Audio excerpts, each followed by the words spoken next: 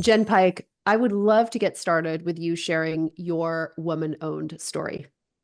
Well, first of all, thanks for having me here. I'm excited to have this conversation. So, my woman-owned story, it goes back a long time. I was in my teens when I really knew that I wanted to help humans. At that point, it wasn't just women, but I wanted to help people on their fitness journey and really embody the bodies that they were living in and just feel their best.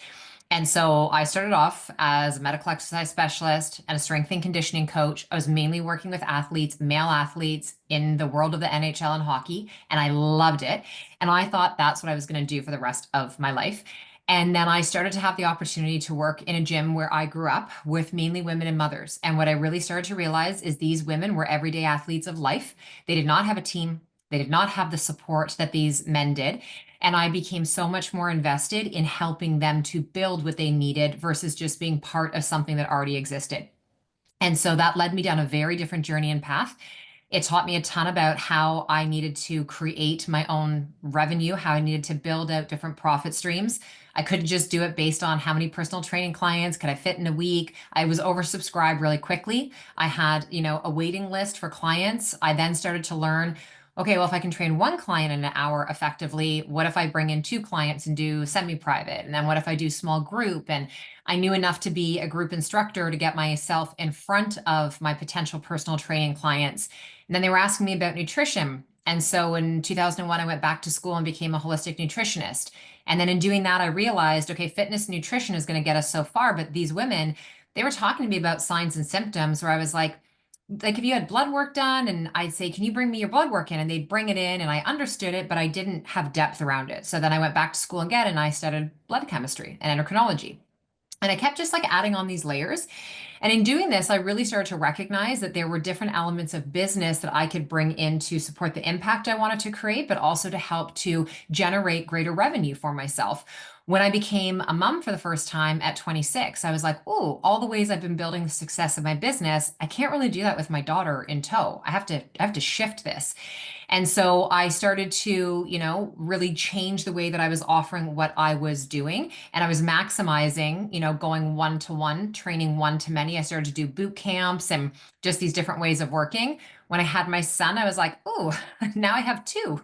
I can't really do it the way that I've done it with one. And when my son was just about 1 year old, I remember thinking to myself, I actually think I need to have a brick and mortar. I think I need to have one location in space. I have spent all these years building this amazing community. I built a name and a reputation for myself. I really feel like if I actually have a geographical location, the universe will be like, there she is. Let's just like send all the goods to her.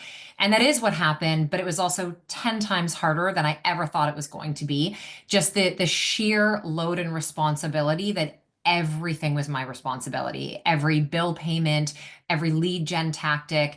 And I was the personal training director for Sports Clubs of Canada and Valley Total Fitness in Toronto. I had 8 gyms under me that I was responsible for like training and developing. I knew how to do that, but I had never been the one, writing the checks. I'd never been the one that had to come up with all the ideas and execute for everyone. And I was doing this simultaneously with small children. And I loved what I was creating. We really create, a community in our town where women came and they didn't want to leave, which was so beautiful, but I was literally dying. I was so exhausted. I was giving everyone the best parts of me, and my family got the leftover crappy parts. I got the leftover crappy parts. And I also really wasn't doing all that well financially. It looked on the surface like we were doing great. The studio was packed, everyone was talking about us. But in the industry of fitness and yoga and Pilates that I was in, you're charging such a small amount for what it is that you're offering. It just wasn't making sense on paper. And I was really starting to recognize that. So inside of having the company, I started to build out programs, master classes where I could create additional profit streams. I had, an osteopath and a holistic, therapist and a homeopath and all of these other therapists. So my rent could be covered. And so I was really starting to like grow my business mindset in this building, also knowing I think I'm going to have to sell this because as things were getting more successful, I didn't want to be, cornered into what felt like a very tight box at the time of just this one location. I knew I had this So ability. basically, at this time, you had one location. You'd Yes. started it out as sort of fitness and health Yeah. And then as you start to try to improve the financial performance, you're like, look, I've got this asset, which is the location. Let's diversify the revenue streams. Let's have these Yes. master classes. And you're getting it to this level where it's making more money, but it's still not quite enough. Is that right? Do I have that right? It's not enough on the inside for me. It was Yeah. enough for everyone Yeah. else. It wasn't enough for me. And I wanted some autonomy. I wanted to be able to work from home. I wanted to be able to just like I had to take the load off of what the physical space was contributing. And so I sold it. And when I sold it, I had all these visions and ideas. Took me a year of recovering on the couch after I sold it. I didn't realize how exhausted I was.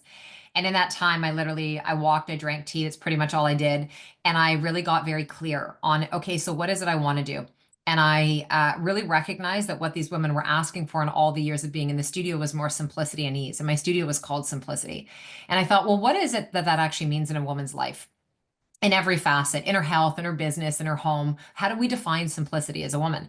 And so I created a program called the Simplicity Project, which is based off a book I had written. And I started to teach this online and I had no idea what I was doing. I ran it through Hotmail. I was saying this to you, I was manually inputting people's emails into this every week when I would send an email. I was sending them their documents through WeTransfer. Like I had no idea what I was doing. But my motto is always, I'll figure it out.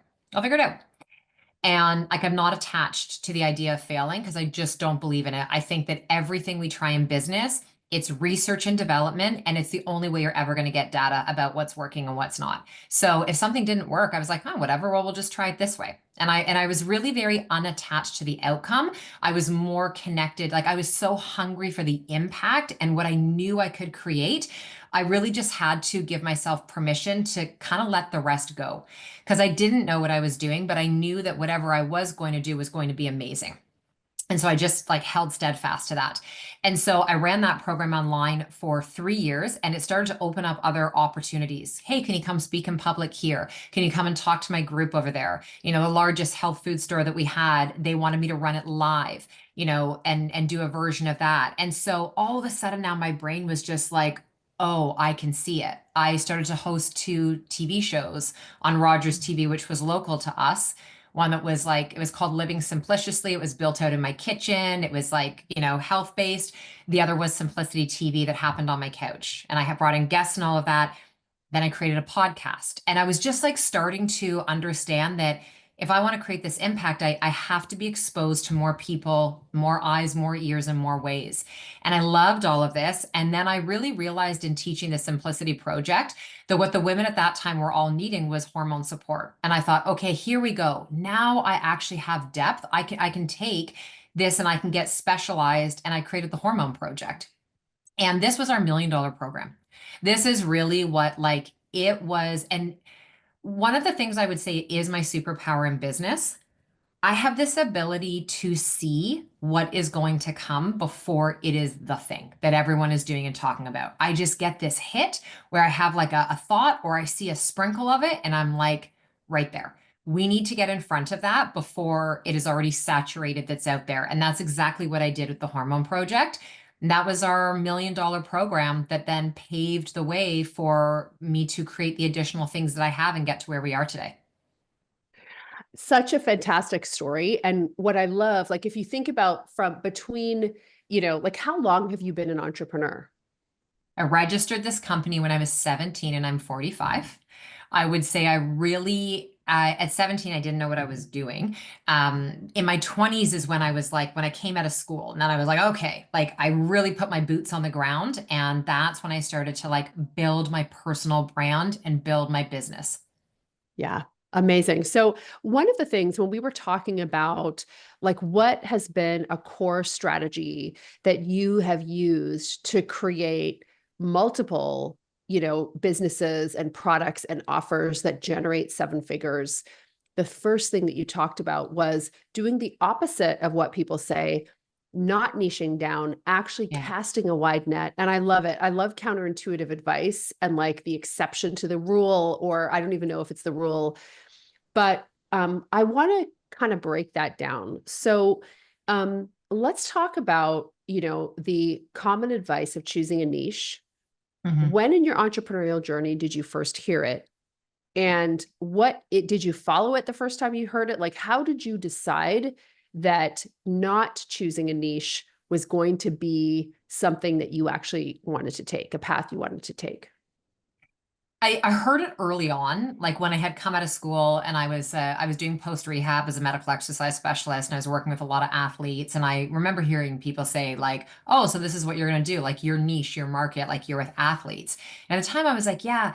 And then I started to work with people who weren't athletes, and I was like, "Oh, I actually really love working with these everyday women and moms over here." My brain was like, "So why do I have to only work with athletes? Why can't I actually work with both?"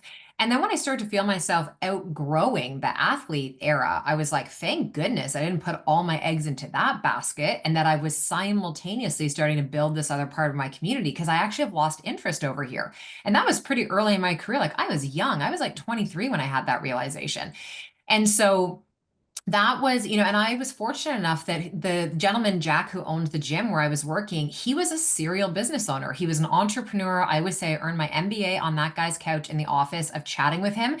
And, I would go to him and say, like, I want to make more money. And he'd be like, then figure out how to make more money. And I'd go in and say, can I earn more for the personal training sessions I'm doing? I'm your busiest trainer on the floor. I have great feedback. And he'd be like, you're asking me the wrong question. And I was like, what do you mean? And he's like, well, you don't come to me and ask me how I can pay you more. Ask yourself how you can generate more. I was like, frig. And this is always how he would answer me, was like, he would present it as the opportunity for me to figure it out. And so what this did for me is it helped me to, as I said, like I cast a very wide net in the beginning. And I had this early realization because I'm like, how can I possibly know exactly who I want to work with and what I want to do in my first few years of business, where I haven't even had a chance to do these things yet and figure out what I really love? I feel like when we're hearing people talk about in the marketplace about niching down, awesome advice for a seasoned business owner who has done trial and error and the R&D in their company to really dial in and know, these are my skills, this is my zone of genius, this is the customer that I actually love working with, right? We call that like the avatar, your niche, all of that. To have that specificity, I think comes from having a wider net in the beginning, giving yourself permission to like not just throw a piece of spaghetti against the wall, like chuck the whole pot against the wall and like figure Yeah, out what because works. yeah, because otherwise it becomes, it's very easy for entrepreneurship to become like this intellectual exercise, but it's actually like a full contact sport. You know, like I Completely. 100% agree. Yeah, how would you Yeah. know? And it's not just like for me, I found like I had to actually work with quite a few clients. I had to really get some time on the saddle, Yeah. working with not just one of these clients, but to your point, working with the women, like multiple to start Yes. to for it starts to dawn on you, oh, you know what, I really enjoy working with these people.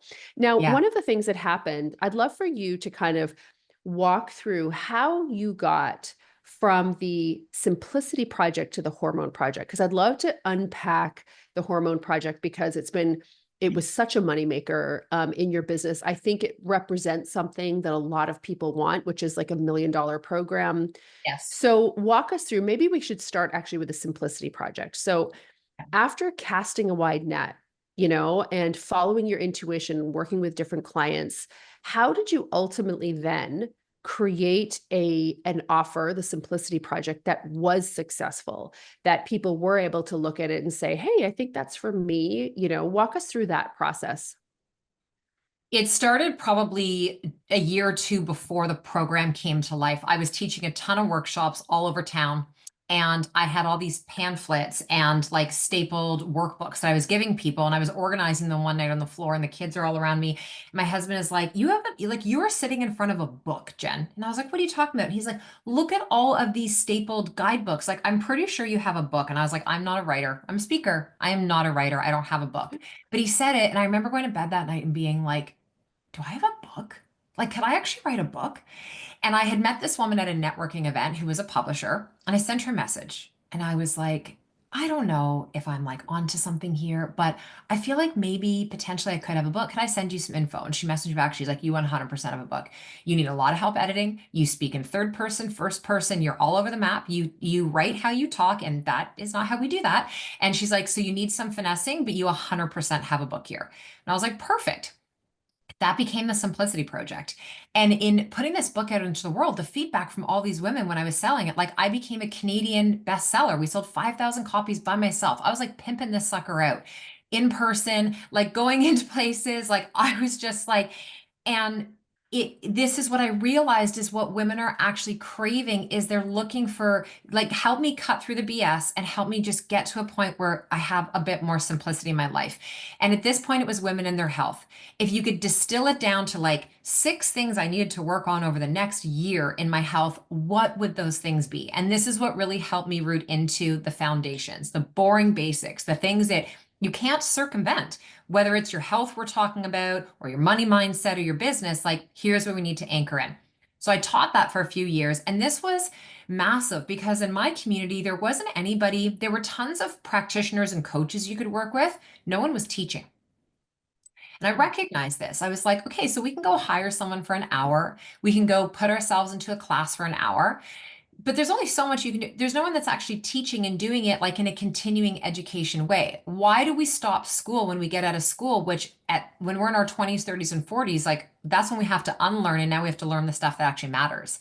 So I recognized there was a gap. And I was like, well, I'm going to provide a little plug in that gap. I'm going to build a bridge. And that was the Simplicity Project. And so I ran it for 3 years. Every time I ran it, I got a bit better and more clear. It took me so many times of running it to really figure out exactly what I wanted to say, how I said it. The other thing I did in running that, Eleanor, is I never did a slideshow with it. I never did a PowerPoint. I really wanted these women to feel like we were hanging out in their living room or on their couch, and that's how I was teaching them. It was very conversation based. And I knew in working with women for so many years up to this point that I had to penetrate something emotionally in their body to get them to pay attention. And if I was able to do that and they understood why the things I was teaching them were so important, they would have no problem understanding why they needed to drink the water and to take the supplements and to eat the food and to go to bed. So I reverse engineered the way we've been taught as a society. So that was awesome. And then in And I teaching them, just want to pause you yeah. just 1 second because people are listening and they're like, okay, this sounds like an amazing program. I just want to really point out to folks the iterative way, as you're sort of talking through how you did this program. I think a lot of people think, even if they're teaching, they might think I'm a teacher, not a group coaching person. So I have to have curriculum and it has to be A, B, C, D, E Yeah. kind of thing. And what I'm hearing from you is, yes, you were teaching, you knew the 6 fundamentals, but you were able to be out, you have the fundamentals, but you were also able to be flexible in terms of iterating, making it better, refining. Like between the Yes. first time you taught it and the third time you taught it, what was different, like to sort of quantify the differences? Was it like 50% of it was completely different, it was longer, it was shorter? Like what was the container like and how much did it change over the period that you offered this program? It was 6 weeks when I first offered it, and I did that 4 times. And then I realized I actually wanted it to represent every week a chapter in the book. So then it became the length of the chapters in the book. And I could talk about the same subject. I could teach about digestion, every day of the week, and you could come to every single class and still hear something different because it's the way in which I teach it and paying attention to a different comment or question in the chat in the class could completely wake up a different piece of me that could steer the conversation in a different direction. So the reason I'm not tight on agendas, I give very limited information to people when they join my programs because I have just learned enough in the last 28 years in practice to know that the conversation we need to have today probably isn't going to be the conversation we even need to have next week. And if I get people who come in who are so attached to the agenda and the slides and they're like hyper focused on, but I was told it had to be exactly this way. I'm like, this is actually the bottleneck for so many of us, regardless of what we're talking about in life. You're so attached to what it's supposed to look like. You're focusing everything straightforward. You're missing the periphery. And this is where the magic happens. So even in my business mentorship in the Audacious Woman, we'll have women reach out and they're like, can you send me the exact agenda and outline? I'm like, I can't because this is a year with me. And so where we start in January, I have no idea what I'm going to be teaching you in May because I don't know what you need right now that you're going to need in May. So I'll also be very honest with some women and say, if you are a major keener wiener and you're like so diligent with your organize, like please don't come into one of my programs because I will piss you off because I I can't lay the groundwork for you for the next 6 months to a year you don't even know what you need yet. How can I know what you need? And so I'm just very honest and upfront about those things. And so in doing that, like in the beginning, when it was 6 weeks, I ran it 5 times in a row, like boom, boom, boom, boom, boom, boom, boom, because I was just flushing it out. I also wasn't attached to how many people were coming into it. I realized very early, every time I do something and I record something, I'm creating an asset in my company, and I'm going to be able to repurpose something in this, whether it's for me or if it's the community. So I would just keep teaching it and get as many women as we could in. And really I was nurturing the community for what was next. I didn't know what was next till a few years later. I was like, gosh, all they want me to teach about every week is hormones. And then I was like, ding, ding, ding, the hormone project. The Simplicity Project is now birthing the hormone project because these women now, they learned the foundations and they wanted more. They were like, okay, I'm doing all the foundations, but I still am losing my hair. I still can't lose weight. I'm still not sleeping. I still want to throat punch my husband for chewing.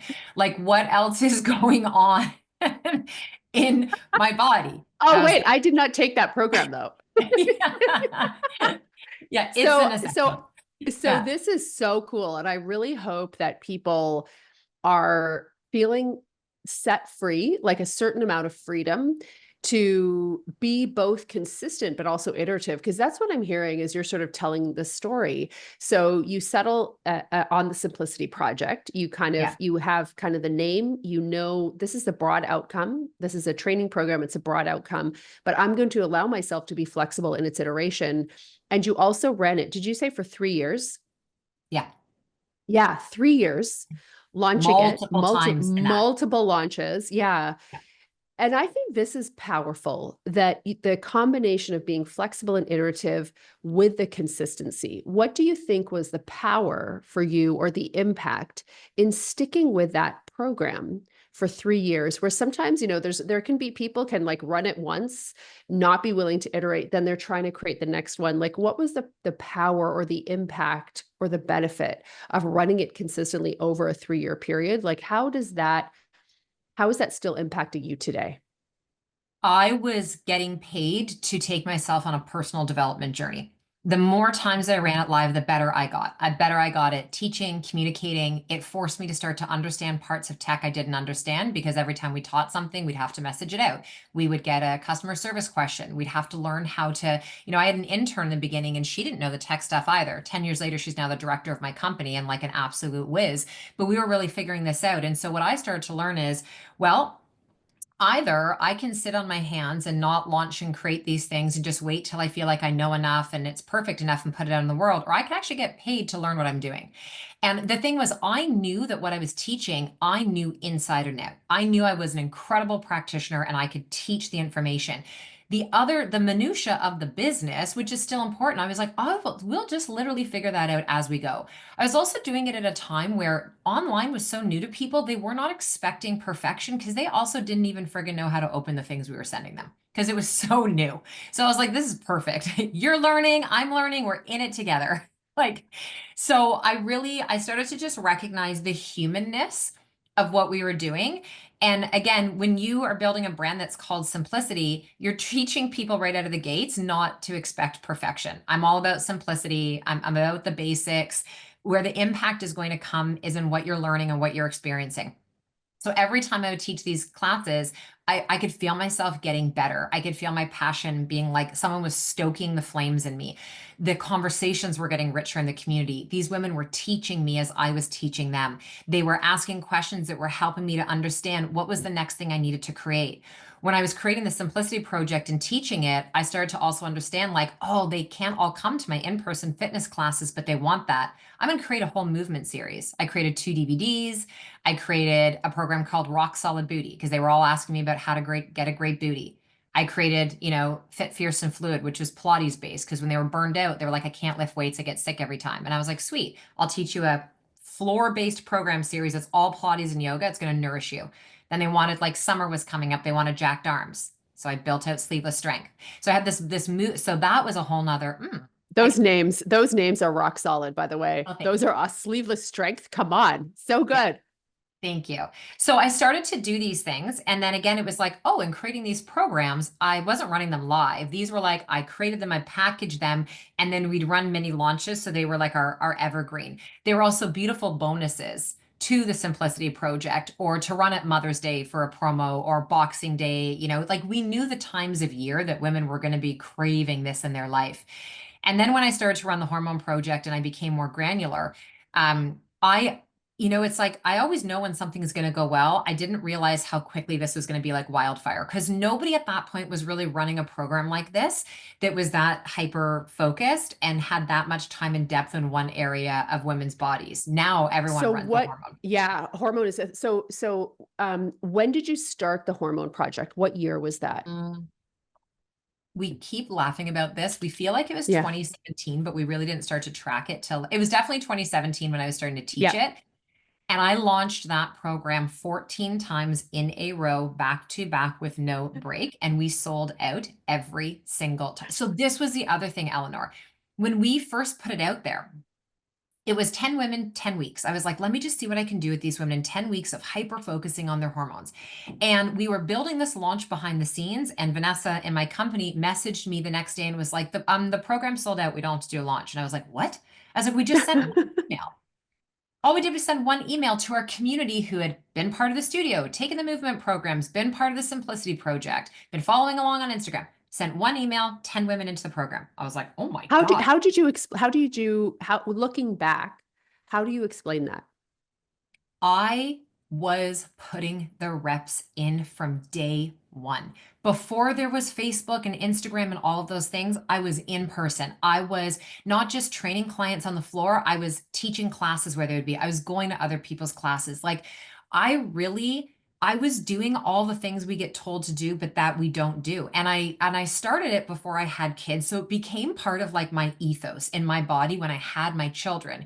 And I knew I couldn't do it to the same caliber, but then that just got me hungry to figure out, well, everything's figure outable. So how can I do it now that I have children? And so I just was doing, and because I had been building the community and there was multiple places they were seeing my name. I was staying in the forefront of their attention because I was across different businesses, different platforms. I was starting to write blogs when that was like a cool thing to do, which PS is cool again. And I was just starting to dabble and be like, how do I do this? I was collaborating. I was recognizing that there was people in my community who offered something that I didn't do, but we complemented one another and we would run a workshop together. Or, I had clients reaching out and they're like, hey, if I got a bunch of the women in the neighborhood together, would you come and teach a workshop? And I was like, sure would. I would just go and do all of those things. And 100%, I burned out quite a few times. Every time I would burn out, I would be like, okay, what do I need to do different? And so I'd scrub my calendar a little bit. I'd reevaluate my boundaries. And, I had to do that a few times to really recognize, okay, this is my new capacity. And as the years went on and as I got older, like I'm 45 now, I'm perimenopause, I'm very clear about my capacity and my boundaries now. That's just an ebb and flow of business, right? Like so many women, Yeah. it's their fear they're going to burn out. And if you've burned out really hard once before, you totally have PTSD. And I did, and I probably still do on some level. It's something I'm always working through because the desire to help is so strong. And like when you love Yeah. what you do, and I love everything I do. I wouldn't be doing it if I didn't. So it's an internal battle of where I show up and what I say yes to and what I say no to. Because I'm human, I have FOMO, I'm very ambitious. I want to be able to do everything, but I know that my body gets the first and final vote. And if my body Mm. starts to give me the cue, I'm like, well, if it's meant to be for me, it'll find me again in like 2 years when have energy.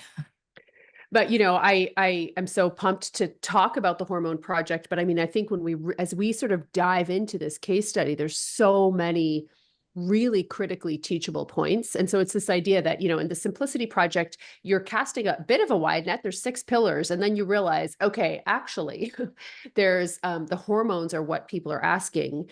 You launch it, but you actually don't even launch it. You just send an email. It sells out. You hit your criteria for what you wanted to accomplish in that launch. But what you were actually, the benefit was, as you're saying, really putting in the reps for years. And I think that's something that I don't know why it is. Maybe it's this allure of online marketing where everybody's supposed to make things look really easy. So it can create this false sense that selling out programs is super easy. Well, it was an email, but that email was actually on the back of you serving your community, building an audience, being present, making some mistakes along the way, as I think we all have, Yep. in terms of, okay, yeah, maybe maybe I was hitting it a little hard there. maybe maybe I Yeah. was like, tiring myself out a little bit. But I think there's so many teachable lessons in this that I think are so important for us to kind of digest, that when we see somebody who's had such success in her field, in a super competitive field, Mhm. and when we really start to break down the journey. Okay, so the hormone project, you launch it, it's oversubscribed. You Yes. don't actually even have to do a launch. You do 14 back-to-back launches. So define what 14 back-to-back launches looks like. Like walk us through that. Because again, I respect this so much. Like I am all about people being consistent with things. I just have Yeah. massive amounts of respect for it. Please walk us through what these 14 back-to-back launches over 5 years, like roughly what did they look like? Like, how often a year were you launching this program? What types of launches did you do? Walk us through that iterative process. In the beginning, when it was 10 weeks long, the first year we did 5 launches back to back to back. So you do the math, but literally the whole year I was teaching it. And at that time, I was the only practitioner that was in the program. So I was teaching the women weekly. They all got 2 one-to-one sessions with me as well, which two doesn't sound like a lot, but when you are launching 5 times and you are getting in that first year, because when I got 10 women easily, I was like, I can take 12. I could take 15 the next time. In one round I had 39 women and I was like, I need to hire another coach. So that first year, what the launching really looked like is we were sharing snippets from what I was teaching from week to week, and we were really painting the picture of why these women had said yes and really what they were struggling with. So we were highlighting and talking about the things like, as like I was saying earlier, are you not sleeping? Do you feel like you're doing everything right and your body is shifting in a way that you don't feel like is equated to what your goals are? Like you feel like you're working out harder and eating better, but you're feeling puffier and more inflamed and your waistline is expanding. You don't have any libido anymore. Your hair is thinning and falling out. Your skin is changing and and my doctor keeps telling me I'm fine and I do not feel fine. So we were really speaking to the experiences that women were having every day. And that was getting their attention because they're like, I'm not getting this support in my doctor's office. I am sure as heck not getting the education. I don't know the book to go and buy. I respect you because I've been following you and your workouts for a long time. So I'm going to come in and hear what you have to say. After year one, and when we had like so many women where I was like, I cannot take on any more women, but I could see what this program is doing. I brought on a naturopath onto the team who then she started to support a bunch of the women. And then that was, for the next couple of years, every time. And at that point, I realized we need more than 10 weeks. So then we stretched it and it was a 4 month program. I was like, I need more than a season with these women. I know that in the female body, for the ovary to actually respond to change takes 90 to 100 days. That's folliculogenesis. I need a season at least with these women. And then we did this for 4 months for a And long a question time. around that. Yeah. When you went from 10 weeks to 4 months, did you increase the price? Yes. And Yeah. did what happened to conversion? Because people, that's a common thing. As you start running it, you're like, okay, to fulfill what I want to fulfill in this program, I either need to lengthen it or shorten it. I need to change the price around. What was your experience around that? And any guidance or advice you would give to folks who are at that precipice you were at, which are like, I actually have to make some meaningful changes in my Yeah. programming, maybe raise the price. Any guidance or tips on that? The only person you need to check in on this with in the beginning is yourself and whoever's supporting you in the business. You don't ask your community their thoughts about this. They were already asking us without asking us that they needed more time. Having the 4 months for women versus 2.5 months, like I started to realize it took them the first month to even go buy some of the things we said that they should probably have in their home and wrap their head around making the change. And so I was like, they need more time to actually be rooted and grounded to start to do the things to then feel or see the difference. And because then we were also bringing in practitioners to support, we started to offer the opportunity for functional testing in this as well too. We also needed more space to gather more data. And when the price went up, we actually didn't. I mean, listen, you will always have people who are going to say, I can't afford it. And that doesn't matter if you're charging $197 for something or $3,000 for something. There's always going to be, that's always going to be a barrier of entry for some people. We didn't go in with that energy. We went in and we focused on, we've been teaching this incredible program and now we have elevated it. There's so much depth, there's so much more. So we focused on the more that women were getting. And we had wait list for it until the launches would open. And so again, this didn't just happen. I want to reiterate this. It is because we didn't take our foot off the gas pedal. So we didn't like launch and then when I was teaching the course, do nothing, and then come back and launch, teach, do nothing. In between when we were launching and when I was teaching it, we have consistently emailed our list 3 times a week for 10 years, every Monday, Wednesday, and Saturday without fail. We have consistently posted on Instagram and Facebook. I have gone into stories. Like again, we did all the things that can seem so annoying. Like when I mentor business owners, they're like, "Oh man, it feels like this marketing thing is just all the time." And I'm like, "Uh-huh, sure is." Yeah. Yeah, it is. So, it's if we stop trying to, we're I always feel an so seen. I feel so seen right yeah. now. Like just knowing that there's someone else out there who's having these same conversations. Like, Oh yeah. yes, all the time. Yeah. Yeah. And everyone's trying to figure out how not to do the thing that it's like all of us. There's things I know I need to do and I'm like, but what if I tried to do this instead? And it's like, no, you just have to do that, like that thing.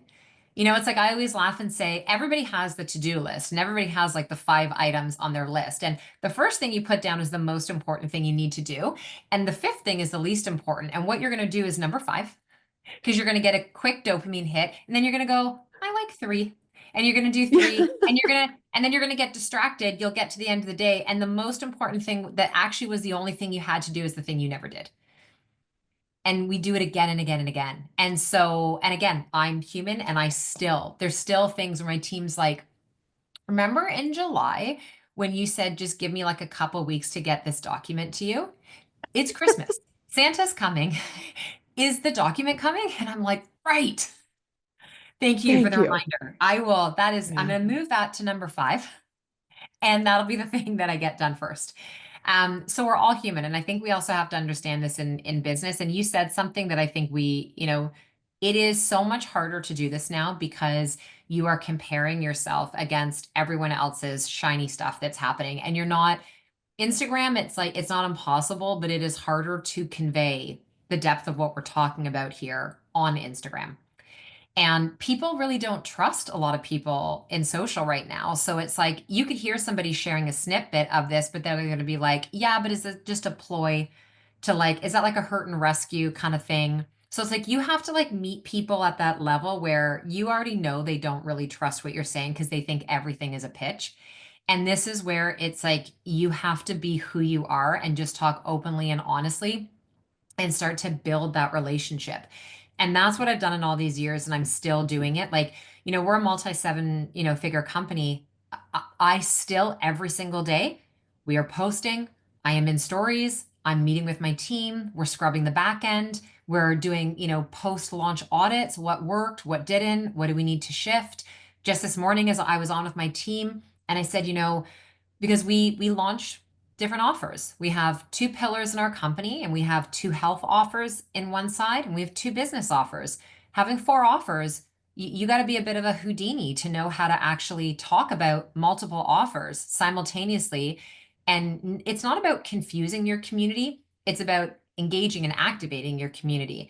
And we still don't feel like we have cracked the code 100%. We do really well, but it's because we don't give up. Like if something doesn't work, we're just like, cool, thank you for that not working, because that gave us evidence that the way we're trying to talk about this or pitch it, that is not landing. So we have to try and do this thing over here. And it was in running the Hormone Project, and that really became the $1 million program in 2021 is when that happened. So again, I just want to paint this picture. In 2021, that was 4 years ago. So I was 41 years old. And it took me a long time of consistently showing up.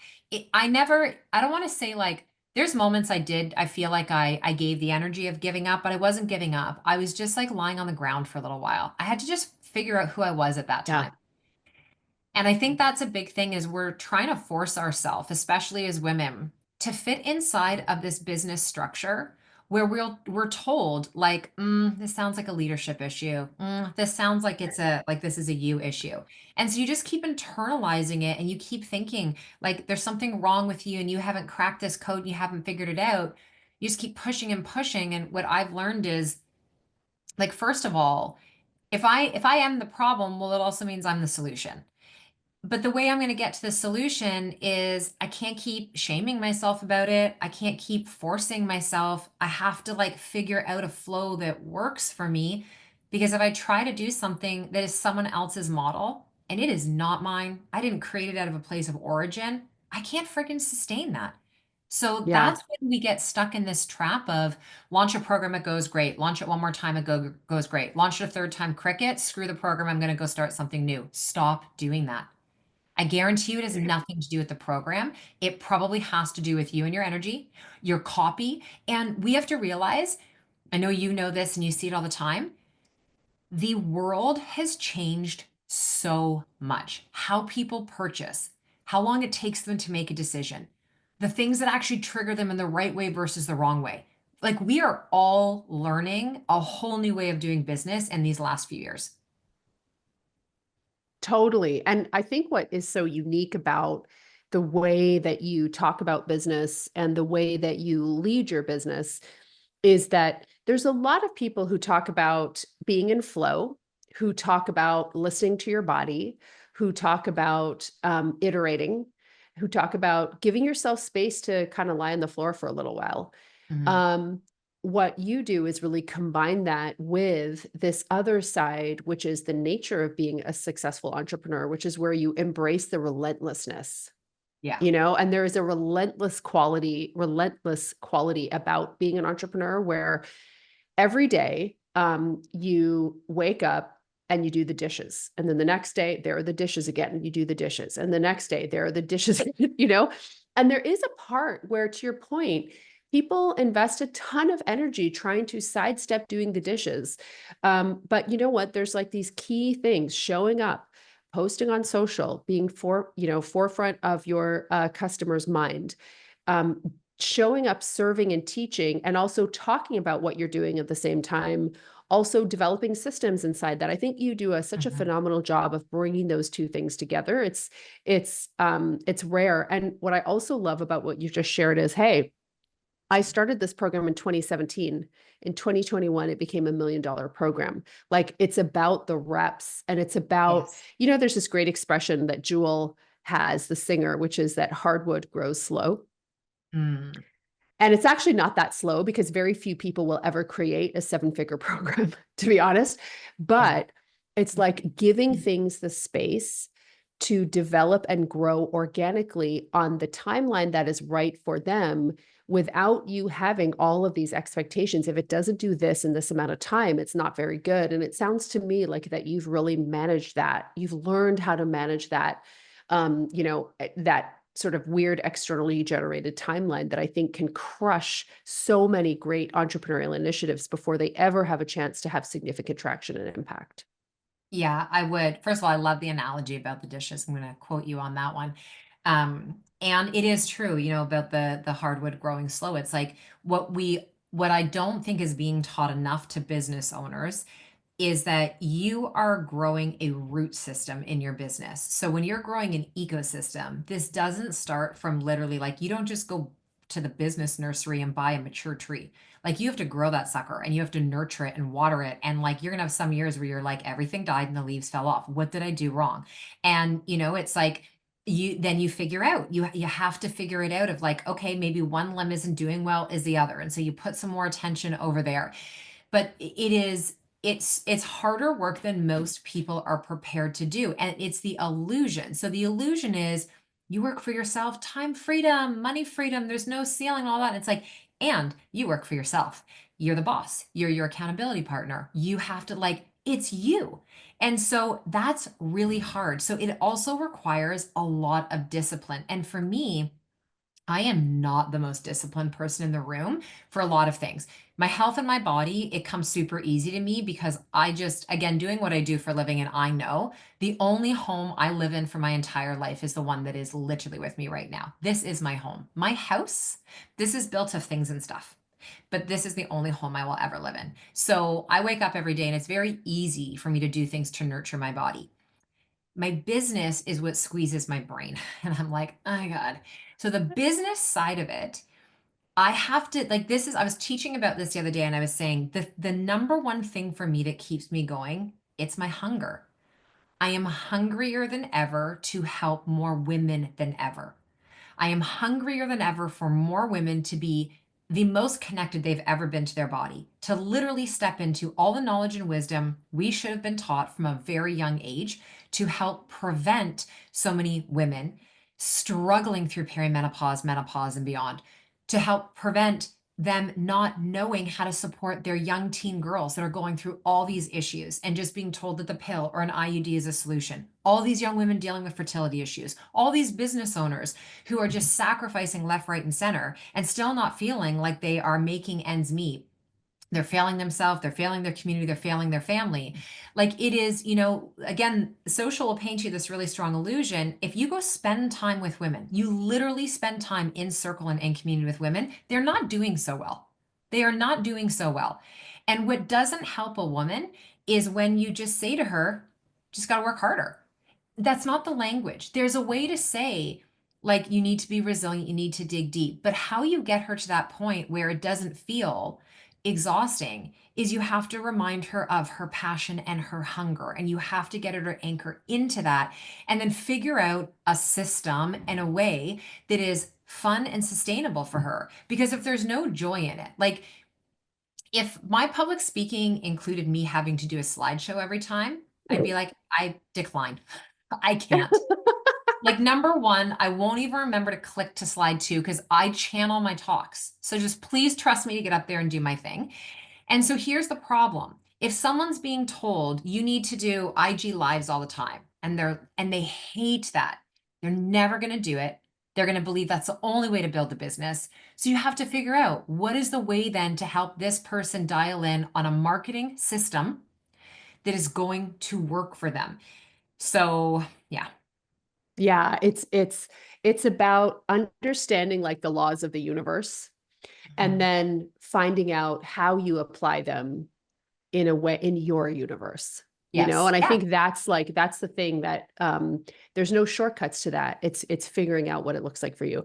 Jenn, I could talk to you forever. I just want to thank you for such a fantastic case study interview. Like, I know we are going to get so much feedback on this just in terms of so many useful insights that are both, kind of at that level of leadership and self-leadership, but also at that level of very tactical business advice, which we all need.